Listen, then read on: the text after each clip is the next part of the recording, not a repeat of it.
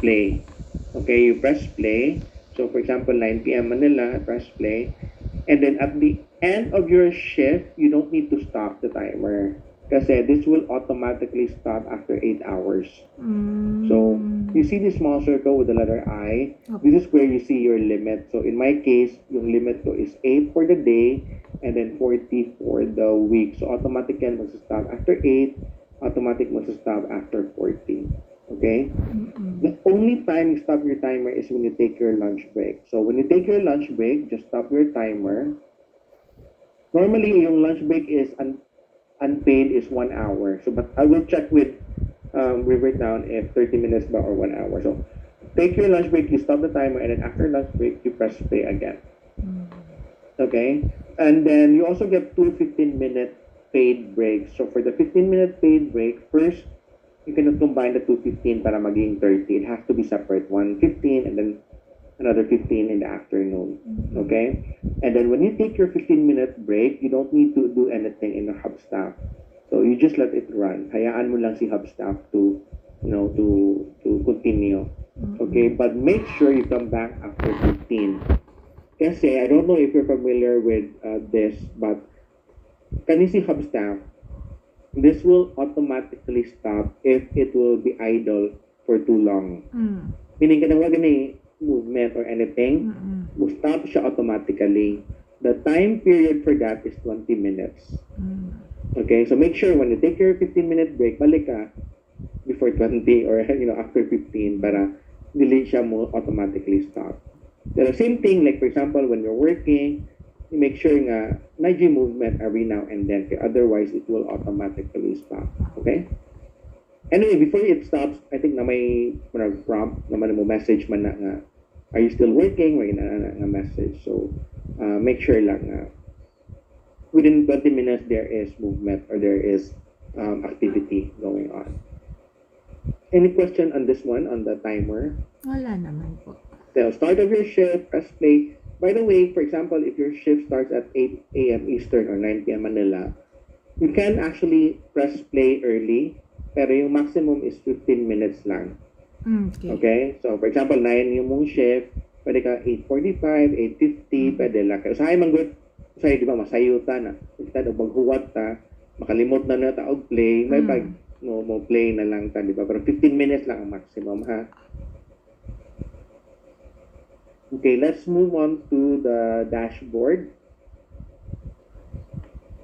Hubstaff dashboard. So this is the dashboard. So first important section here, Jennifer, is the timesheet, view and edit. So view and edit, this is where you check your hours. So of course, for the day, makita mo na nato dari sa timer nato itong total, no? Like for example, ako is I'm at 2 hours na today, 2 hours and 17 minutes out of my 8. Pero if you want to check, like for example, I want to check kung gahapon pila na ko pila akong hours gahapon. So I just select the date and then it will show me my total hours. So I had 8 hours yesterday, which is correct, diba? 8 hours na each day. And the reason why I want you guys to check this from time to time is because whatever hours you have here will be the hours you will be paid. So kung kulang yung mukhang hours na rin, then kulang ko mo sweldo.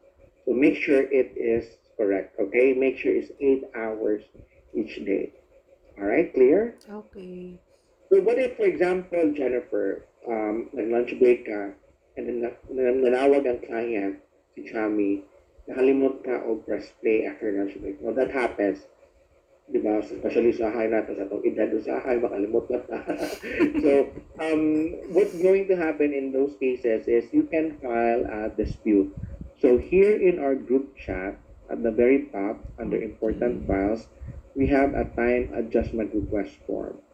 Okay? So for the time adjustment request form, all you need to do is fill out this one. Usually it's timesheet production, add work hours manually, forgot to start timer, magandang pinaka-form mo, no? Nakalimut ang start. And then you add your date and then the total the exact hours. So for you to check the exact hours, kasi it needs to be in Pacific, you just go to here, and then you hover your mouse, and then you would see the time nga nawala. So for me, it was 12:13, and then I came back at 12:59. So you can put there 12:13 to 12:59. If, for example, mauna itong dispute ring nawala. But make sure Pacific time zone. Okay. Okay, and like I also mentioned na you can only submit this within 2 business days. Okay. So for example, if it happened today, make sure you submit it today or tomorrow. But if it's something that happened, say, a week ago or like 2 weeks ago, unfortunately, it won't be approved na by admin. It has to be within 2 business days, okay? And then while we're here, I'm also gonna mention lang po dyan that we have the Certificate of Employment Request Form. Wow. Diba? Mag-travel ta, need mo tag COE, or mag-loan ta. We also have the information about our HMO. On your 6 month, you'll have your HMO, and then on your 1 year, you have a free dependent. And then we won't discuss the med virtual benefits na, 'cause I know you already went through this, but you can find the information here on this file. So just find time to go over the med virtual benefits, and then let me know lang if you have questions. And then lastly is the link to our referral program. So if you have friends you want to refer, you can just have them, go to this link. They fill it out, and then they include your name lang there sa referral name na field. Okay, for the referral bonus is $35 if you're able to successfully refer someone and have them start 1 month. So you will get a $35 referral bonus. All right, going back. So the other important section here is this one, approvals. I know si Ben already mentioned that our payout is every 15th and 30th of each month, right? 15 and 30th. Pero usan kasi ma-shock ka kay usually sa'yo ang mong sweldo direct. So for example, 30, masweldo naman na og 25 or 26. Or for example, 15, samot na ng 15 kaya na Monday, di mo gusto masweldo Monday. So 15, masweldo may ana og either 11 na or Wow, ang galing. feel ako 11, yes. It's always early. I think only one time did I ever experience here na it was on the day. Pero it's always like 3 days, early for us. So every cut-off, diba, the cut-off is 1 to 15, and then 16 to 31.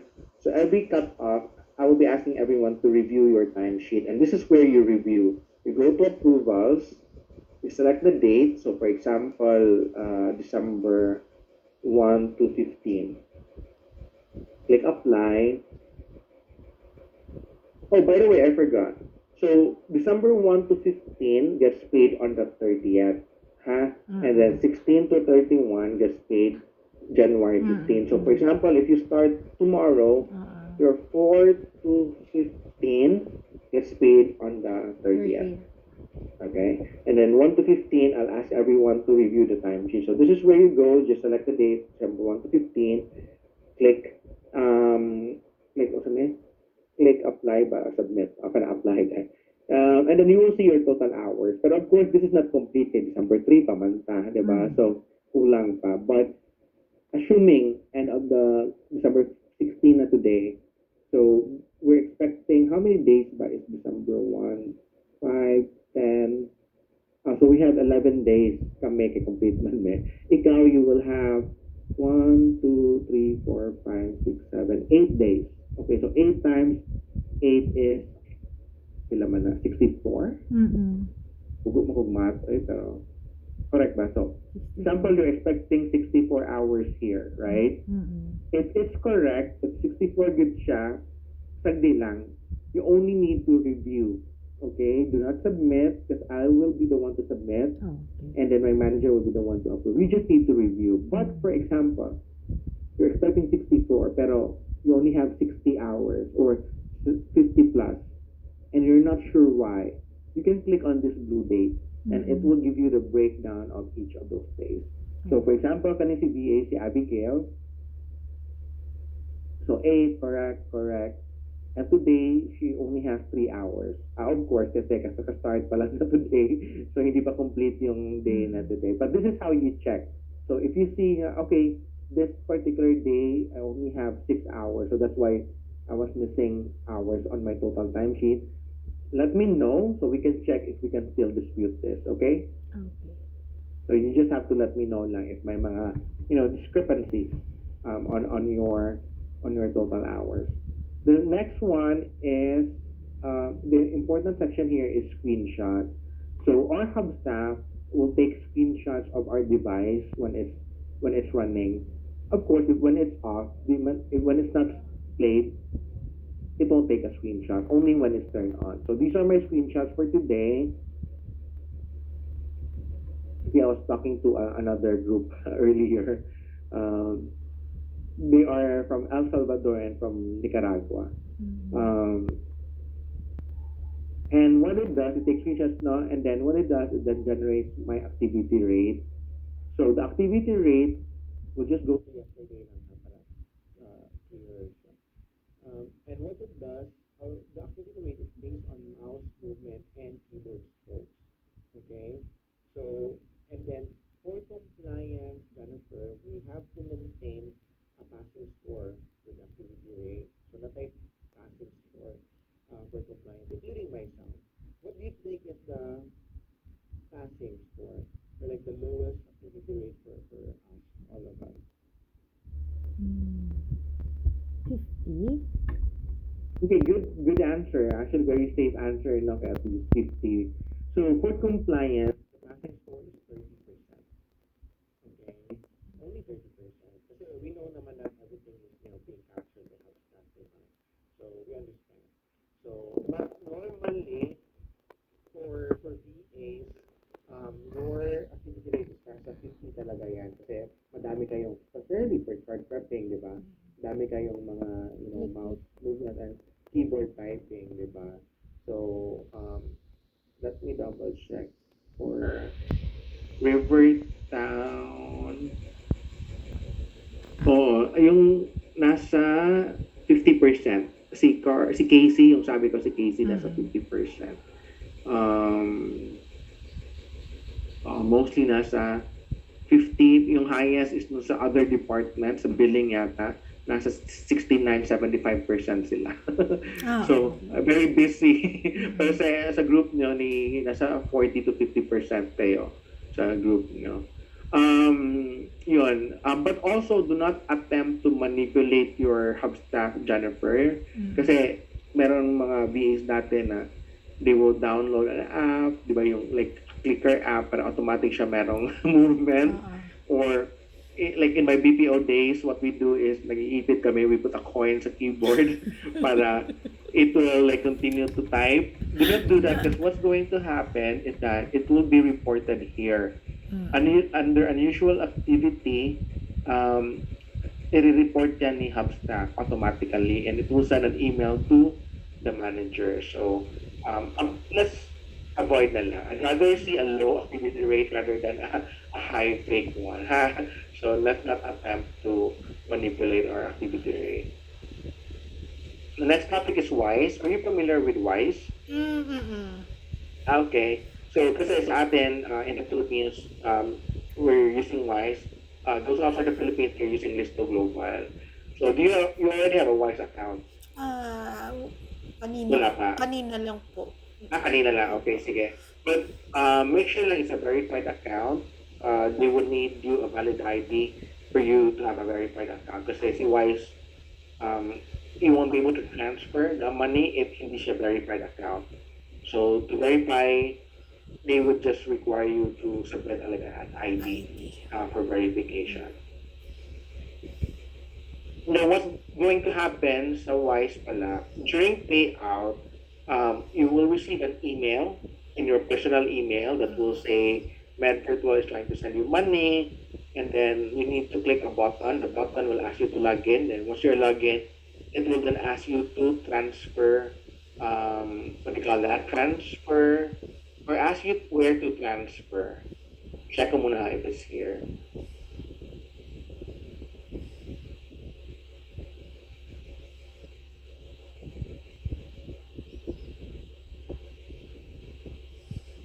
Wala pala dito. But anyway, it will ask you to transfer, and then it will give you option.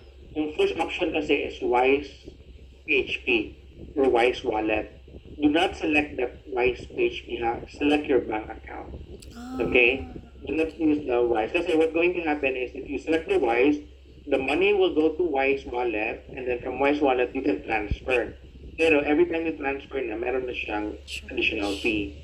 So dapat, you select the bank account para straight to your, what do you call this, to your bank account. I'll show you the example na, parang, I think it was here, ano.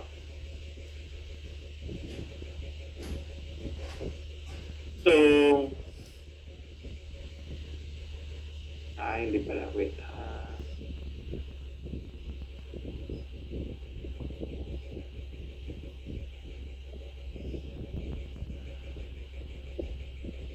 Parang I lost the screenshot. Pero basta select your bank, not the Wise PHP option. Okay, let's go to house rules. The first house rule I want to mention, and very important, is call-in notification. Of course, we don't recommend you, Jennifer, to be absent or to go on leave in the first 3 months kasi crucial yan, di ba, for learning and also building that, relationship with your client, with Rivertown. But in the cases there are emergency, like for example, especially sa Cebu, di ba, daming bagyo lately. So, there were heavy flooding talaga, and then, or if, for example, we get really, really sick, no, and hindi talaga kaya mag-work, all you need to do is make sure you notify your client and notify me. Notify both parties, MedVirtual and your client. The second house rule I want to discuss is, because we're dependent on these things like power, internet, device, we need to make sure we have a backup plan if in case something happens. Like for example, if there's a power outage or nasira yung computer natin, or for example, there's a internet disruption, make sure lang we have a backup plan. Kasi, we're dependent on these things. So, I think naman for Rivertown, very understanding naman sila. For example, like, start of a shift, medyo may power outage for 1 hour. You can actually extend lang to cover the missing hour. So, they're very understanding naman in that sense. Pero we need to make sure sa Rivertown is we complete yung task natin for that day. So they don't, yun yung parang like goal nila, objective is we complete the charts on time. So medical benefits, I won't discuss this. Just go to our group chat, dito sa important files, and then let me know lang if you have questions. Client, we already talked about it earlier. Rivertown Psychiatry, 9 days, we're the night PA, and mabait ang client na to, you won't have a problem. And of course, it's nice to know na it's an existing client, di ba? Kasi sometimes mahirap is it is a new client, we're not sure how long it will last. Di ba? At least with this one, we know that, it's tried and tested. So, we're just hoping that it will continue to grow.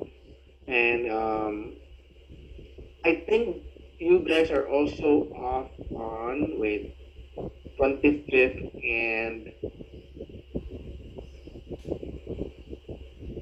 Thanksgiving. Okay.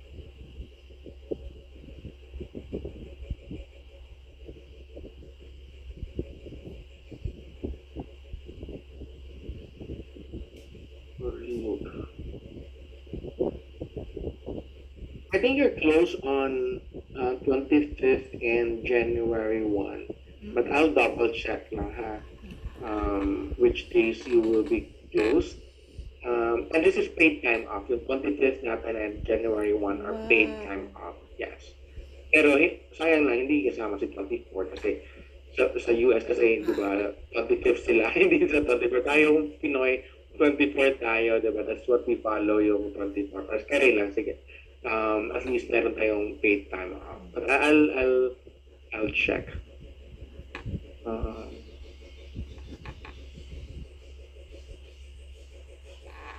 Start date nga, your start will be tomorrow. Although your shift starts at 8 a.m.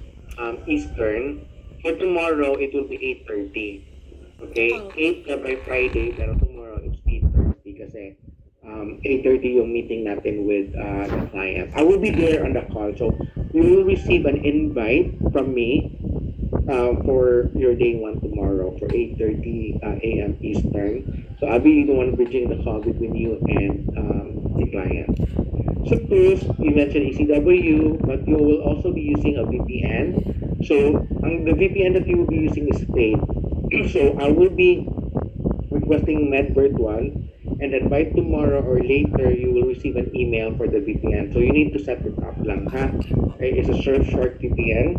So probably by before 8:30, message me na lang for me to check on you if carry okay na yung VPN. We need to make sure the VPN is active and running because you need it for you to be able to access the ECW.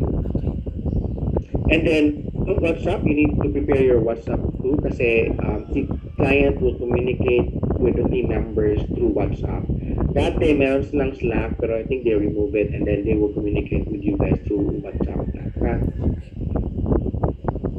Alright, so that's it for me, Jennifer. Any questions or any concerns at this point?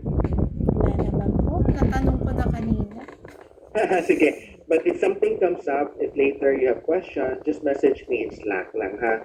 Thank you. Okay, and then I'll see you tomorrow on your day one. So expect the invite in a bit.